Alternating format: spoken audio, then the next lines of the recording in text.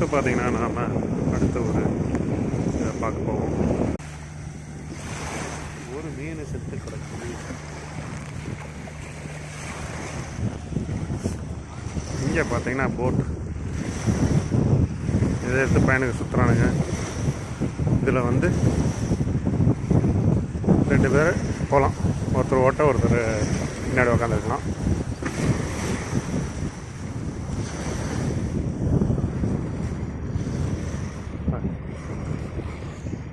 அதான்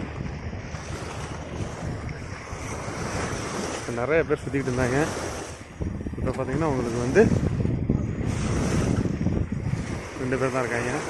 இப்போ கிளம்புனாங்கன்னா தண்ணி அடிச்சிடும், போகிற ஒதுங்கிக்கணும்.